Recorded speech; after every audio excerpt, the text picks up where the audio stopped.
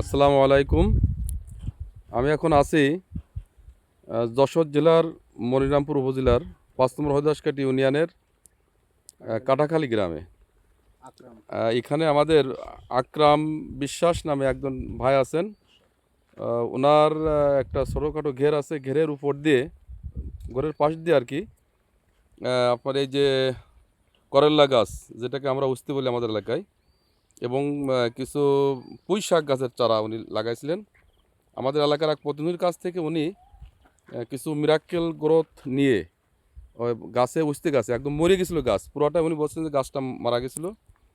সেই গাছে এখন প্রচুর পরিমাণে ডগা, বড় ডগা এবং প্রচুর ফুল এবং উস্তে ধরন শুরু হয়েছে। তো এখন আমরা আমাদের সেই কৃষক ভাইয়ের কাছ থেকে একটু সাক্ষাৎকার নিব আর কি। ভাই, আপনার এই উস্তে গাছে আগে কীরকম ছিল? আপনি কি আমাদের ওষুধ ব্যবহার করেছেন? হ্যাঁ, মরিদার কায়দা হয়ে গেছিল। সেটা দেওয়ার পর এখন কি অবস্থা? প্রচুর ভালো হয়েছে না? আপনি কি উঠতে হচ্ছে, শুরু হয়েছে এখন হওয়া? ও, তাহলে মরা গাছে এক প্রকার ফুল পড়েছে, তাই না? যাক, আলহামদুলিল্লাহ। কি আপনি খুশি? আচ্ছা, আপনি কি আমাদের মাল আরো ব্যবহার করবেন? আচ্ছা, ঠিক। আমাদের এলাকার প্রতিনিধি আছে আমাদের মামুন ভাই, মামুন ভাইয়ের কাছ থেকে আপনি এটা সংগ্রহ করতে পারবেন। তাহলে উস্তে গাছে দেওয়ার পরে কি পরিবর্তন হয়েছে?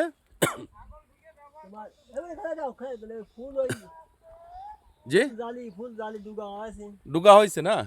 ফুলের জালি হয়েছে এবং উস্তে খুব মানে উস্তের গ্রোথ বড় বড় হয়েছে। যাক, আল্লাহ শুক্রিয়া, আলহামদুলিল্লাহ, যে মিরাক্কেল গ্রোথ ব্যবহার করার পরে মরা উস্তে গাছে প্রচুর পরিমাণে দেখেন ডোগা উঠছে, ডোগা হয়েছে এবং গাছের চেহারা পরিবর্তন হয়ে গেছে। এবং এর তলে, এখন আমি ওটা দেখাতে পারতেছি না, তলে প্রচুর পরিমাণ উস্তে ধরেছে। আমাদের কৃষক ভাই সে উস্তে করল্লা উনি উঠাচ্ছেন আর কি। আমরা আশা করি আমাদের আরও ভালো হবে ইনশাল্লাহ। তো এবং দেখেন পুঁইশাক গাছ, পুঁইশাক গাছের পাতা মরে গেছিলো একটা ডোগালায়, সেই পুঁইশাক গাছের পাতা অনেক বড় বড় হয়েছে এবং পুঁইশাক গাছটার পাতা অনেক ভারী এবং পুরো হয়েছে আর কি। তো ঠিক আছে, সবাইকে ধন্যবাদ। আল্লাহ হাফেজ। আসসালামু আলাইকুম রহমতুল্লাহ।